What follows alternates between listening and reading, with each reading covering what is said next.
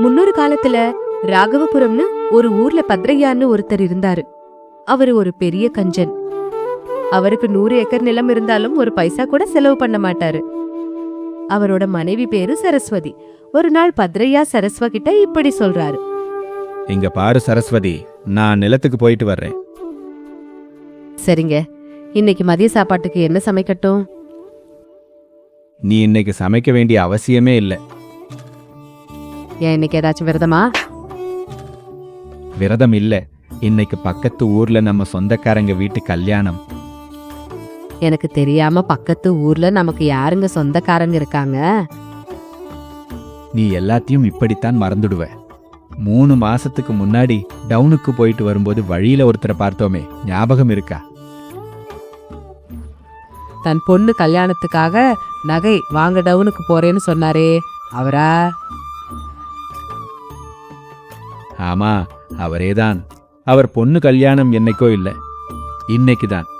நிலத்துக்கு போய் அங்க வேலையெல்லாம் எப்படி நடக்குதுன்னு பார்த்துட்டு அப்படியே கல்யாணத்துக்கு போய் திருப்தியா சாப்பிட்டு உனக்கும் சாப்பாடு எடுத்துட்டு வர்றேன். அவரை அன்னைக்கு ஒரு நாள் தான் பார்த்தோம், அதுக்குள்ள அவர் சொந்தக்காரர் ஆயிட்டாரா? சரி விடுங்க. ஆனா உங்களை அவர் கல்யாணத்துக்கு கூப்பிட்டாரா?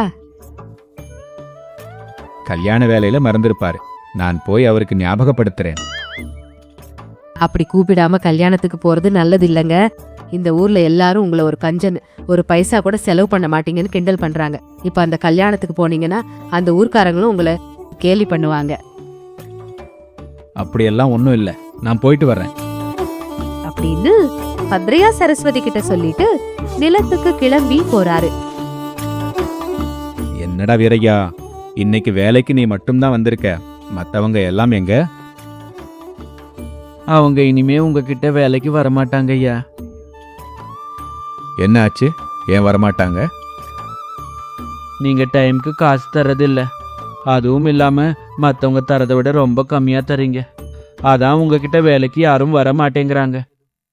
அதை கேட்ட பத்ரையா கொஞ்சம் கோவமா இப்படி சொல்றாரு. அப்படியா? சரி, இன்னைக்கு யார்கிட்ட வேலைக்கு போயிருக்காங்க? நம்ம ஊரு சோமையா நீங்க தர்ற காசை விட 2 மடங்கு தராருன்னு அவர்கிட்ட போயிருக்காங்க ஐயா.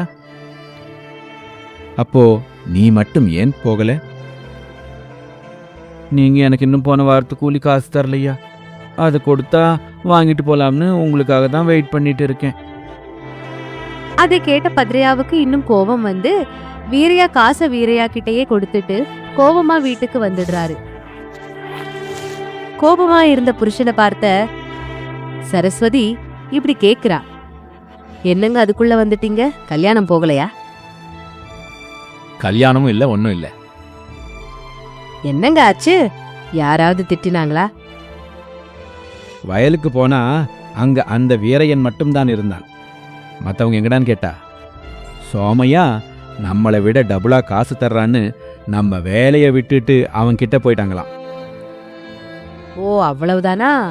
அந்த சோமையா எவ்வளவு தர்றாரோ அதே அளவு நீங்களும் கொடுங்க. அப்போ நம்ம வயலுக்கும் வேலைக்கு வருவாங்கல்ல. அந்த சோமையா அதிகமா தர்றான்னு நானும் கூலியை ஏத்தணுமா?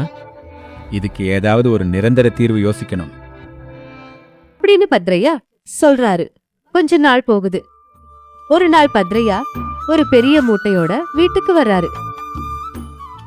இவ்வளவு நேரம் எங்க போயிருந்தீங்க? இதோ இந்த மூட்டையை எடுத்துட்டு வரத்தான் போனேன். இதுல என்ன இருக்கு? நீயே பாரு அப்படின்னு பத்ரையா மூட்டைய அவிழ்க்கிறான். இவ்வளவு நகை யாருதுங்க? யாருதா இருந்தா என்ன, இது நம்மதுதான். என்னது, இதெல்லாம் நம்ம நகையா? நம்பவே முடியல. ஆனா இவ்வளவு நகை எங்கிருந்து வந்துச்சு? நம்ம 100 ஏக்கர் நிலத்தை வித்து அந்த காசுல இந்த நகைகளை வாங்கிட்டு வந்தேன். இப்போ அந்த நிலத்தை விற்க வேண்டிய அவசியம் என்ன வந்துச்சு? அந்த நிலத்தை வச்சு நாம என்ன பண்ண போறோம்? விவசாயத்துல வர்ற காசு, ஆளுங்க, சம்பளம், விதை, மருந்துக்கே சரியா போகுது. அதனால தான் நிலத்தை வித்துட்டு இந்த நகைகளை வாங்கிட்டு வந்தேன். இப்போ நம்ம சொத்து நம்ம கண்ணு முன்னாடியே இருக்கும். இப்போ இவ்வளவு நகைகளை எங்க ஒளிச்சு வைப்பீங்க? முதல்ல போய் ஒரு பீரோ வாங்கிட்டு வாங்க. யாராவது திருடங்க வந்தாங்கன்னா அப்புறம் அவ்வளவுதான். இப்போ 100 ரூபாய் போட்டு எதுக்கு பீரோ வாங்கணும்? தேவையில்லாத செலவு. நீ கொஞ்ச நேரம் இரு, நானே ஏதாவது ஒரு ஐடியா பண்றேன். அப்படின்னு பத்ரையா யோசிச்சு, இந்த நகைகளை எங்க வச்சாலும் ஆபத்து தான். அதனால நான் ஒரு ஐடியா பண்ணிருக்கேன். என்னங்க இது? வீட்டு முன்னாடி இருக்கிற மரத்துக்கிட்ட குழி தோண்டி இந்த நகைகளை ஒளிச்சு வைக்க போறேன். அப்போ வீட்டுக்குள்ள திருடங்க வந்தாலும் நம்ம நகை மட்டும் பத்திரமா இருக்கும். என்ன சொல்ற? நான் வேணாம்னு சொன்னா மட்டும் நீங்க கேப்பீங்களா? நீங்க நினைச்ச மாதிரியே செய்யுங்க அப்படின்னு சரஸ்வதி சொல்றா. அன்னைக்கு நைட்டு பத்ரையா தன் வீட்டுக்கு முன்னாடி ஒரு குழி தோண்டி தங்க நகை பைய அந்த குழியில போட்டு புதைச்சு வச்சிடுறான். இப்படியே கொஞ்ச நாள் போகுது. பத்ரையாவோட கண்ணு எப்பவுமே அந்த நகை புதைச்ச இடத்துல தான் இருக்கும். ஒரு நாள் பண்டிகைக்கு சரஸ்வதி இப்படி கேக்குறா, ஏங்க நம்ம கிட்ட அவ்வளோ நகைங்க இருக்குல்ல, ஒரு 2 நகை கொடுத்தீங்கன்னா இந்த ஒரு நாள் மட்டும் போட்டுட்டு திரும்ப கொடுத்துடுறேன் அதுல ஒரு நகைய கூட எடுக்கிறதுக்கு வழியே இல்ல அப்படின்னு பத்ரையா கராரா சொல்லிடுறான். சரஸ்வதி கோவமா அங்க இருந்து போயிடுறா. இன்னும் கொஞ்ச நாள் போகுது. அந்த ஊருக்கு 2 திருடங்க வர்றாங்க. டேய், இந்த ஊர்லயே பெரிய பணக்காரன் வீடு இதுதான்டா. அப்படின்னு பத்ரையா வீட்டை காட்டுறான்.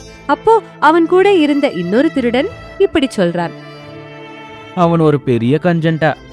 எனக்கு தெரிஞ்சு அவன் வீட்ல ஒரு ஓட்ட பைசா கூட இருக்காது. டேய், அவர் இப்பதான் அவரோட 100 ஏக்கர் நிலத்தை வித்தாராம்.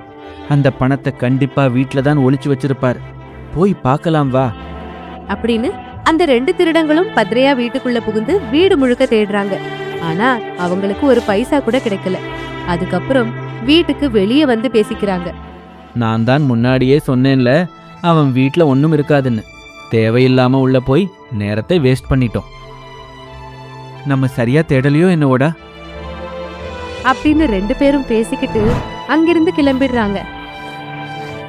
மறுநாள் பத்ரையா வீட்டுக்கு முன்னாடி ஒரு சேர் போட்டு உட்கார்ந்து நகைகளை புதைச்சு வச்ச இடத்தையே கண்ணு இமைக்காம பாத்துட்டு இருக்காரு. அப்போ 2 திருடங்க பத்ரையாவை கவனிச்சு இப்படி பேசிக்கிறாங்க, எனக்கு என்னவோ பத்ரையா அந்த மரத்துக்கு அடியில தான் பணத்தை ஒளிச்சு வச்சிருப்பாரோன்னு தோணுதுடா. நேத்து கூட இப்படித்தான் சொன்னேன். ஆனா என்ன கிடைச்சது? இந்த ஒரு தடவை என் பேச்ச கேளு. இன்னைக்கு நைட்டு நம்ம அந்த மரத்துக்கு அடியில தோண்டுவோம். ஒருவேளை அங்க எதுவும் இல்லைன்னா அதுக்கப்புறம் நீ சொல்றபடியே நான் கேக்குறேன், சரியா?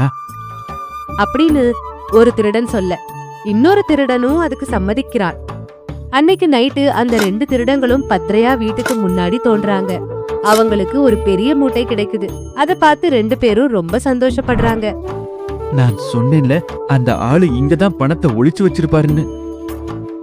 சரி, முதல்ல இங்க இருந்து ஓடிடலாம் வா, யாராவது பார்த்தா ஆபத்து. அப்படின்னு அந்த 2 திருடங்களும் அந்த மூட்டையை எடுத்துக்கிட்டு தூரமா ஓடிடுறாங்க. அடுத்த நாள் பத்ரையா தூங்கி எந்திரிச்சு தான் தங்கம் நகைகளை புதைச்சு வச்ச இடத்துக்கு போறாரு. ஏதோ சந்தேகம் வந்து அங்க தோண்டி பாக்குறார். அங்க அவன் ஒளிச்சு வச்சிருந்த நகை மூட்டைய காணோம். அப்போ பத்ரையா ஒன்னு அழ ஆரம்பிக்கிறான். அதை கேட்ட சரஸ்வதி அங்க வந்து, என்னாச்சுங்க, ஏன் அழறீங்கன்னு கேக்குறா. நான் ஒளிச்சு வச்சிருந்த தங்க நகை மூட்டையை யாரோ திருடிட்டு போயிட்டாங்க. அதை கேட்டு சரஸ்வதியும் வருத்தப்பட்டு, நான் சொல்லிக்கிட்டே இருந்தேன், ஒரு 100 ரூபாய் கொடுத்து பீரோ வாங்கிட்டு வாங்கன்னு. என் பேச்சை கேட்டீங்களா? இப்ப பாருங்க, எல்லாம் திருடு போயிடுச்சு. அப்படியே இன்னும் ஒரு வாரம் போகுது. பத்ரையா தினமும் அந்த நகைகளை நினைச்சு வருத்தப்படுறான். அப்போ சரஸ்வதி இப்படி சொல்றா, நீங்க ஏன் இப்படி வருத்தப்படுறீங்க? அந்த நகை மூட்டை இருந்தப்போ நீங்க ஒரு நாள் கூட அதை அனுபவிக்கல. வீட்டுக்கு முன்னாடி இருக்குன்னு நினைச்சு சந்தோஷப்பட்டீங்க. இப்பவும் அங்க இருக்குன்னே நினைச்சுக்கோங்க, உங்க வருத்தம் கொஞ்சம் குறையும். சரஸ்வதி, என் வருத்தம் அதுக்காக இல்ல. நிஜமாவே பண்டிகைக்கு உனக்கு ஒரு நகை கூட வாங்கி தரலையேன்னு தான். இப்போ அந்த நகை மூட்டை இருந்திருந்தா உனக்கு பிடிச்ச நகையை போட்டுக்கோன்னு சொல்லியிருப்பேன். ஆனா என்ன பண்றது, அந்த நகையெல்லாம் திருடு போயிடுச்சு. பத்ரையா சொல்ல சரஸ்வதி இப்படி கேக்குறா, நிஜமாவே ஒளிச்சு வச்ச நகையை தருவீங்களா? அந்த நகை மூட்டை இருந்தா தானே சரஸ்வதி. அப்படின்னு பத்ரையா சொல்ல சரஸ்வதி அந்த நகை மூட்டையை எடுத்துட்டு வந்து புருஷன் முன்னாடி வச்சு இப்படி சொல்றா, உங்ககிட்ட இவ்வளவு சீக்கிரம் ஒரு மாற்றம் வரும்னு நான் கனவுல கூட நினைக்கல. இந்தாங்க, நீங்க ஒளிச்சு வச்ச நகை மூட்டை. அதை பார்த்துட்டு பத்ரையாவால நம்பவே முடியல. இது உனக்கு எப்படி கிடைச்சது? ஒரு நாள் நீங்க உலகத்தையே மறந்து அந்த நகையை ஒளிச்சு வச்ச இடத்தையே பார்த்துட்டு இருந்தீங்க. அப்போ 2 பேரு வந்து உங்களையே கவனிக்கிறத நான் பார்த்தேன். இனி அந்த மூட்டை அங்கேயே இருந்தா ஆபத்துன்னு நான் நினைச்சேன். நீங்க ஒளிச்சு வச்சிருந்த நகை மூட்டையை எடுத்துட்டு அதுக்கு பதிலா ஒரு பையில கல்லுங்களை போட்டு அதே இடத்துல வச்சுட்டேன். நான் நினைச்ச மாதிரியே அந்த மூட்டையை திருடங்க திருடிட்டு போயிட்டாங்க. இதை கேட்டு பத்ரையா ரொம்ப சந்தோஷப்படுறாரு. அப்போ சரஸ்வதி இப்படி கேக்குறாங்க, எங்க இதுல இருக்கிற எந்த நகை எனக்கு நல்லா இருக்கும், நீங்களே கூட இருந்து எனக்காக செலக்ட் பண்ணுங்க.